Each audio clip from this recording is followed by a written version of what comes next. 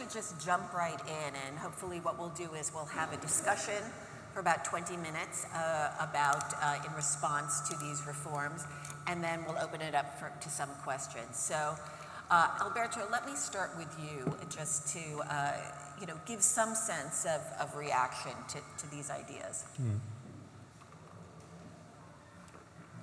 Thank you for the opportunity to comment on Anthony's excellent remarks regarding the role that business plays or should play in our democracy. Let me start by saying that it is no exaggeration to say that the business sector is a bit the elephant in the room when engaging into a conversation about the state of democracy today.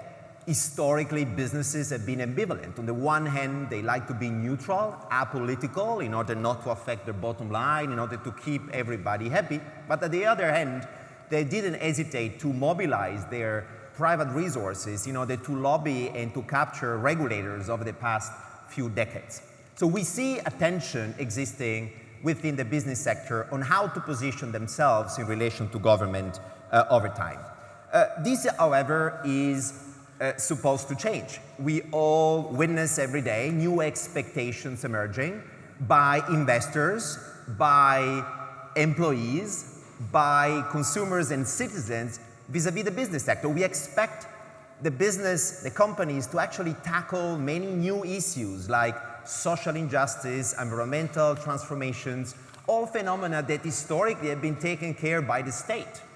So business is a bit uncomfortable in these kind of new shoes. And we see a major transformation driven by greater public scrutiny.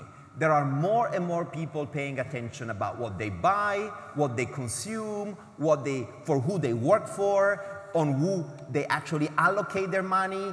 All this is relatively new, is giving rise even to an industry that we often call ESG, that try to capture this kind of demand.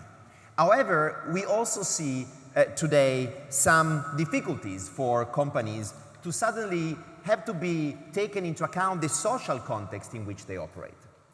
Since the Industrial Revolution, a couple of centuries ago, industries didn't really have to internalize the negative cost they have on the planet. They didn't necessarily have to integrate in the price of the product they place into the market all these variables that are simply not there. We are paying products and services that do not reflect the true value those actual, the production of these actual costs for services do have on the planet and on society. So all of a sudden they need to adjust, but they don't know how to make this happen. And obviously there is a bit of a gap between what many companies today are saying and what they are lobbying for. And I think this is the issue where we might have further conversation also with Susanna and you and the audience, and trying to see how the industry could become a force for good in rejuvenating democracy and governments for those jurisdictions that are not democratic yet, but they might become one day. Susanna, here, this is a good point to have you jump in. Thank you all for having me here. And well, I was fascinated by this charter for a business ethos, because business is really a building block of society, one of the important building blocks. And it's quite a stumbling block on the path of a new global order, because it's widely demonstrated that the rising inequalities in the last century has been a force against democracy. So what I did, I went through the 10 values and the 7 reforms, and I tried to bridge them with the democratic values and see how they can interact with the democratic values. So let me give just a couple of examples. Yes, so the first reform suggested is integrated the values of the charter in the mission purpose statement of the company.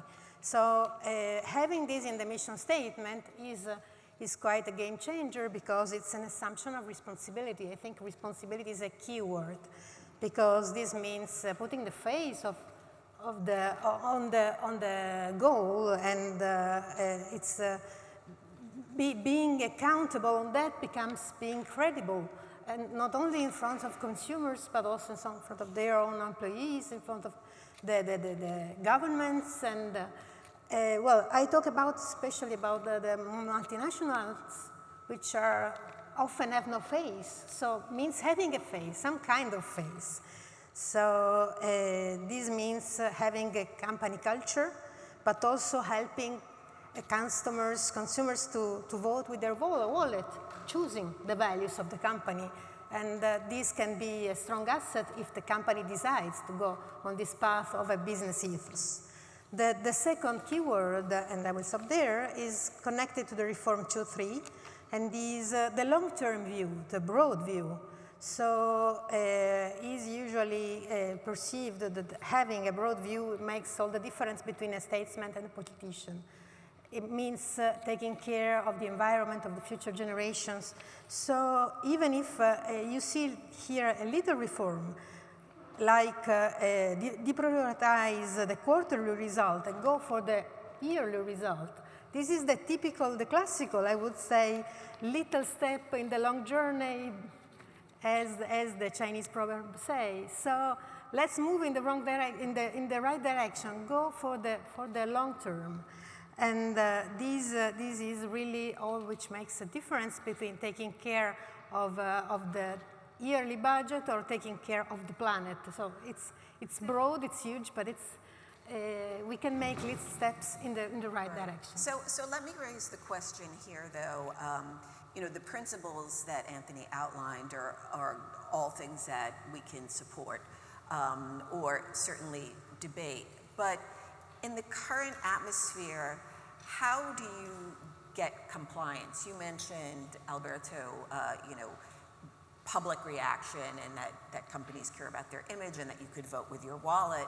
But is that really enough to kind of push businesses towards these steps in a way that would make a difference?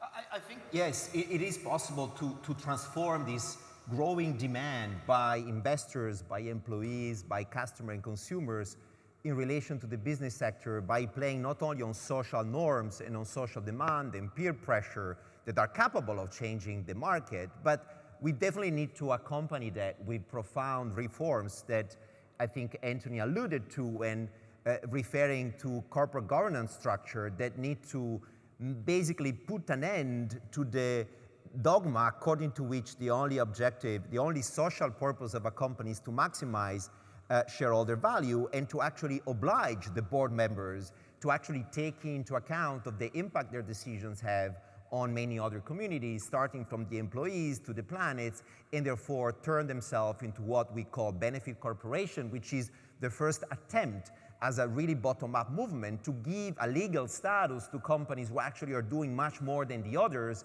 in order to convey to us their commitment to a greater purpose. So this is an attempt at operationalizing this phenomenon, which already exists. It affects few thousand companies around the world. We have half of the US individual states that have this benefit corporation. We have approximately 3-4 legal statuses, Società Benefit in Italy, Empresa con Proposito in Spain, we have one in Switzerland, but there's a lot of resistance, within company law, company lawyers, and countries around the world to accept this paradigm shift from shareholder value all the way to a stakeholder, a multi-stakeholder capitalist. So this is certainly a tool, right? Combining this demand, leveraging on the public demand and the private demand, and turn it into regulatory structure that will somehow crystallize this demand and force a new way of doing business in a way which is much more meaningful and, more importantly, that enable you as an investor, as an employee, as a consumer and citizen to hold accountable those companies for these kind of new promises. Okay, so Susanna, let me yeah, I think in the same direction we have the green bonds, the ethical bonds, so people can, not only as buyers but also as investors, can push in the right direction.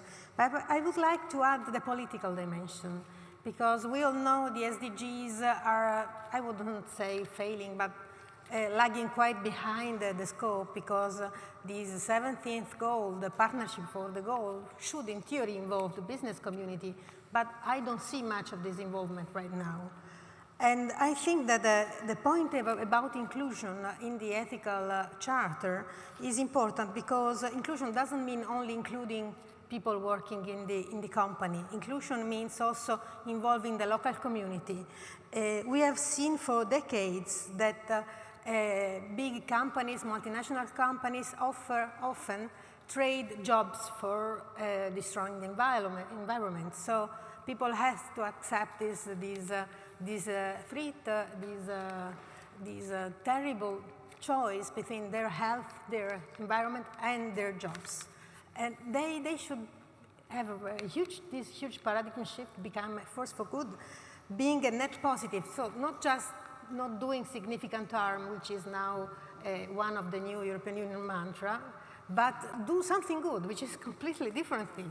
I mean, not doing harm is just decent. I mean, not polluting more the water or the atmosphere, but doing something good is depolluting, is providing better health, better care for people. And I think this is a cultural shift. So I think the Democracy and Culture Foundation has it because you cannot disconnect democracy and culture. So what is the role of the government, though, in terms of not only perhaps nudging companies, but to what degree compelling them? May I answer? Yes.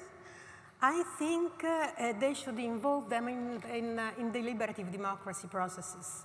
I mean, just like the internet governance, for instance, sees the involvement of the internet companies, we should see more of problem solving involving the companies in the field, in the area. For instance, we have a food crisis at the moment. It would be good to involve also the big companies of food in discussing solutions. So the other side of taking new responsibilities and being more accountable should come with more involvement, more political involvement. And this could be a sort of reward. So you have to invest more, pay more care to people, but on the other side you gain more power because you are involved in the political decisions, even if I totally support the representative democracy, but I think these processes can complement and integrate representative democracy, offering solutions which are shared with the business. Let me get Alberto to jump in. Yeah, I tend to disagree with Susanna on this specific point, not only because I'm trying to keep you awake after lunch, but also because I really believe that companies already have a seat at the table. We don't need to give them an extra seat at the table, but we should rather tell them that in order to deserve such a seat at the table, they need to have their business conduct much more responsible. What do I mean by that? Today we see more and more companies, as I was saying today, they are becoming greener, they are taking care of their environmental footprint, they are taking care of their social footprint, trying to clean their supply chain. There's one footprint they are not taking into account at all, and this is their political footprint. This is their lobbying activities. This is their way in which through trade association, too often, they hold progress because they are basically saying one thing, but they are lobbying against it. We see this more and more often is happening in the climate space every single day. You have a company that is making great statement, is even becoming greener and social. We all recognize it and we praise it, but they are still member of a trade association, which might be any trade association you have in mind, which is lobbying against this transformation to occur in the timeline that, for instance, the Paris Agreement imposes on us.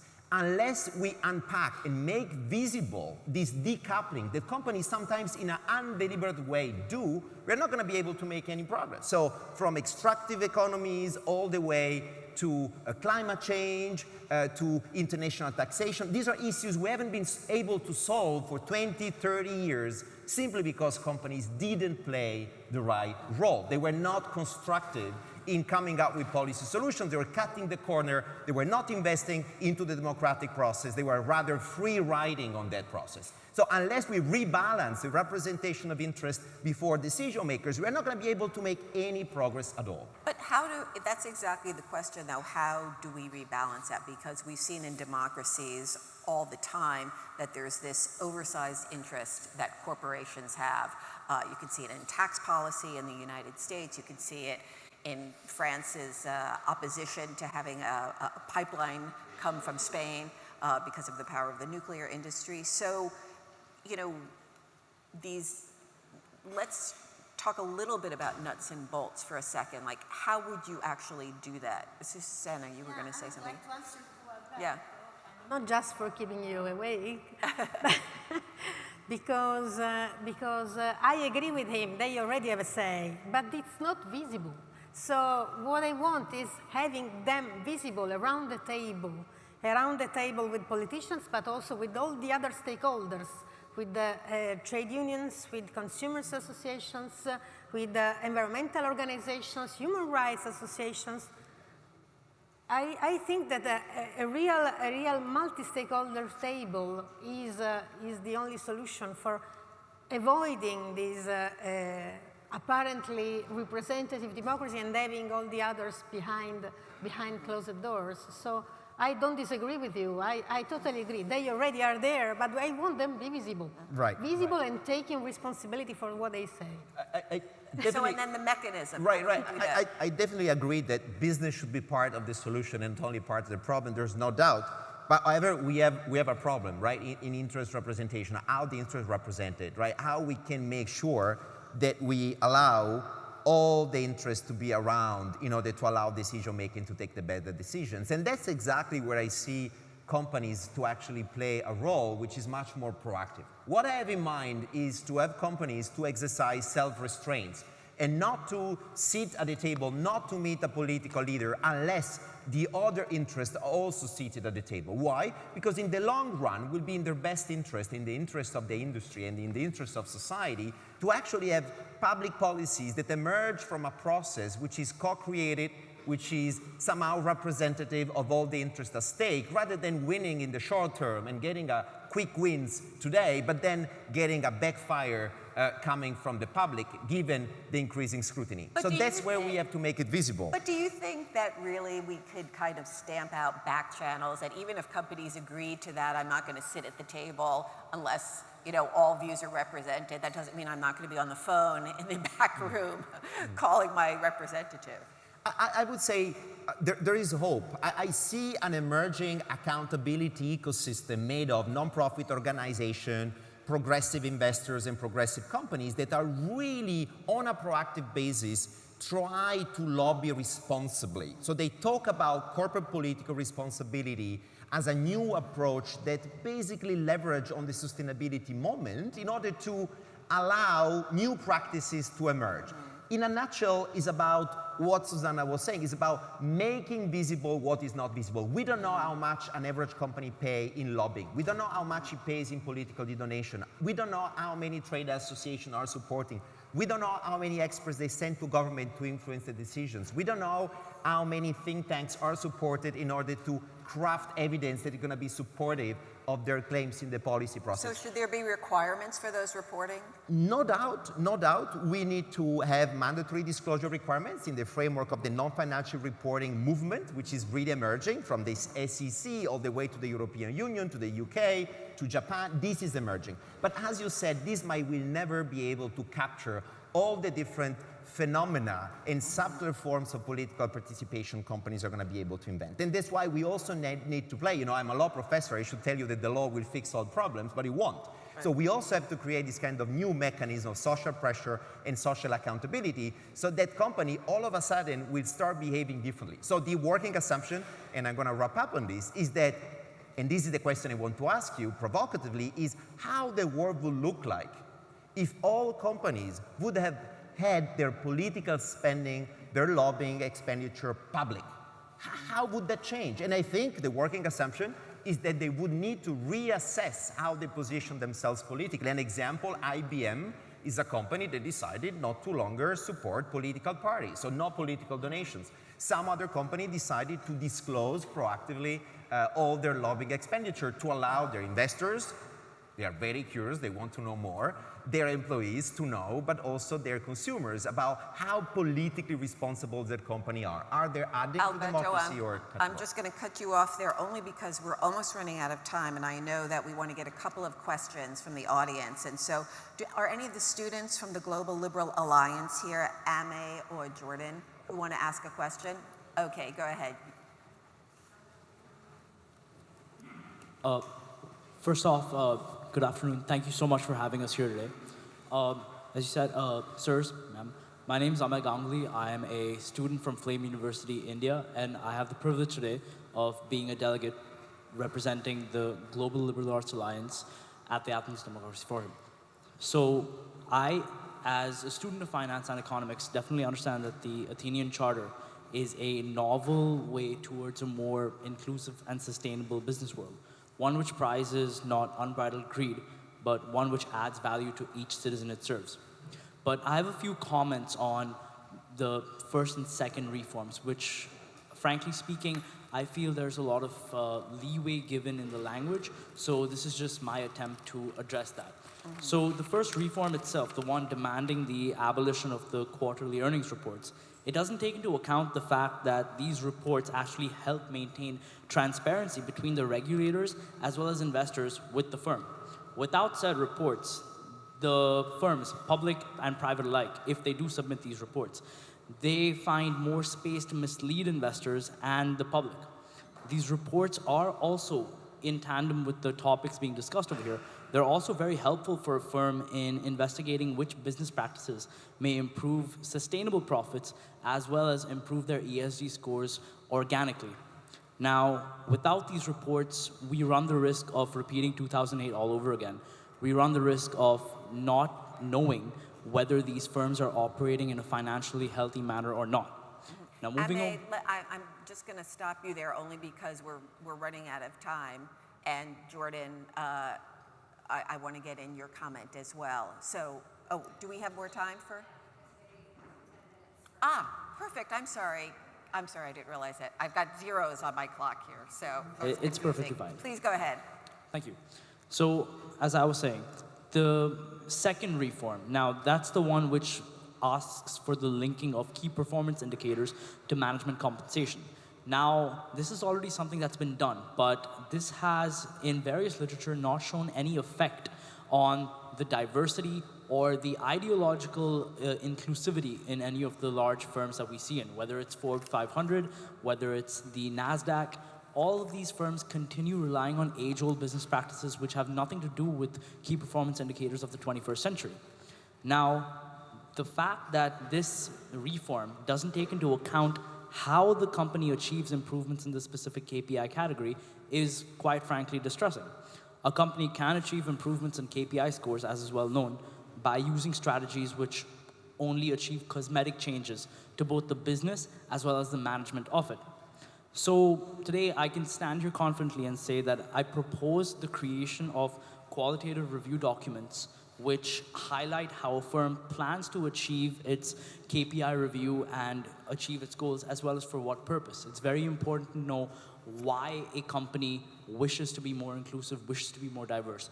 Is there any end line to it, or are they doing it for the sake of betterment of society? That needs to be made well known to the public so that it can be there for public discernment. Now, finally, we see that this solution that I've just mentioned, it's a more expensive and a lot more time consuming. But from my perspective, that's the youth perspective, we have never shied away from challenges just because they are more expensive or time consuming. And thus, the business community cannot shy away from this challenge because at the end of this, the prize is a better world. I'll be passing it over to my colleague now. Okay.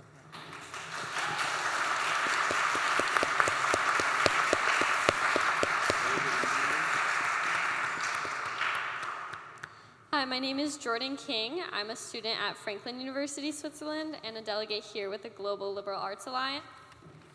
So I'd like to touch on the second reform mentioned in the Athenian Business Charter, specifically the section about management compensation.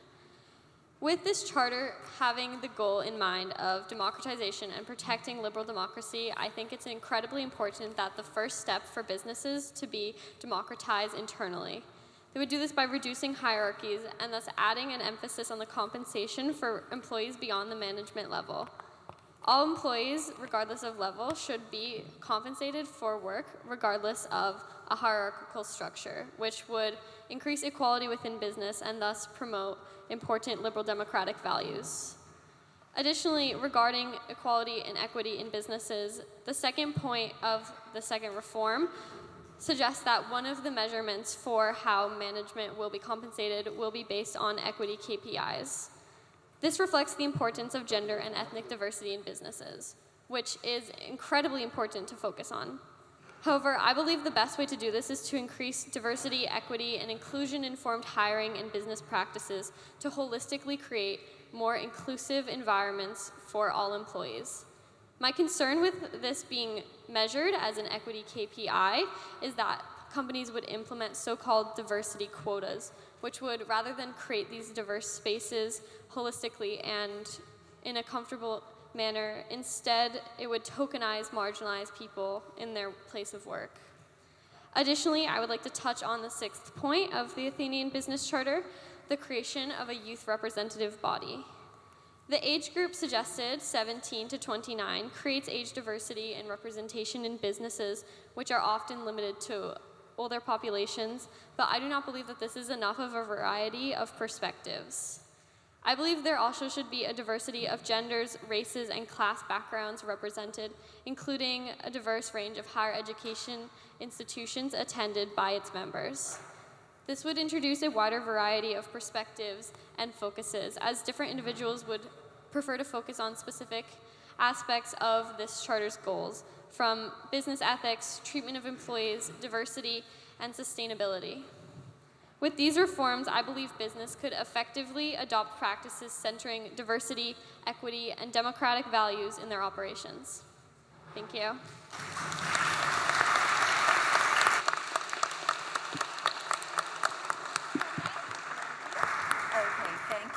Susanna, do you want to start by either responding to yes, either of pleasure. those? Thank we you. only have a couple of minutes, but go ahead. Okay, so first of all, thank you both. I think it's great that young people engage in defining for the future codes of conduct and ethical requirements.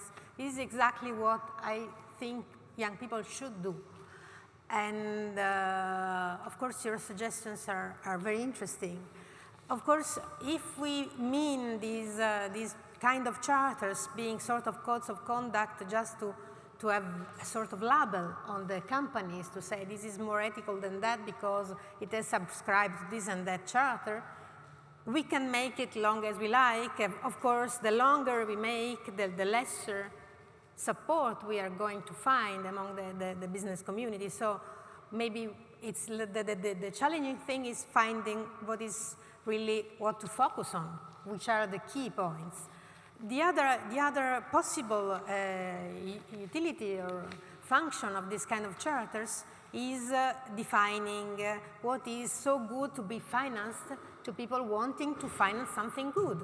So green bonds, ethical bonds, or whatever bonds are also public spending. In the European law, for instance, we had this taxonomy to decide what is green, what activities are green and what are not in order to get public financing. There is also a social taxonomy at the study, and I think it will be even more challenging of the already extremely challenging green taxonomy. I would love to see also a diversity and gender balanced taxonomy to see what is really deserving public financing or the choice of financing by the public. So we can decide what we do with these charters and then forge them accordingly. Alberto, maybe you can respond then to the other point. Yeah, I really welcome your input. I think we lack imagination as a society when tackling problems like democratizing work and how to do about it. And some of your ideas, I think, would fit very nicely into the charter itself. When you say, well, one possible way to democratize work is to increase the youth participation, and I would go even further. Why don't we also integrate future generation, and we identify a mechanism that will also force companies to be a bit more long-termist in the way in which they take their decisions. So we need more of those ideas. We really need to praise people like you who take the time to read the documents and trying to make sure this is going to be much more comprehensive. But we also need to find the champions who are going to be signing up this charter, they're going to be supporting, and that's where we also need people like you. So connecting the dots with entrepreneurs who work in big corporations, in big companies, and who might be very much incentivized and feeling proud if their companies will be abiding by those principles. This is the kind of buy-in we need.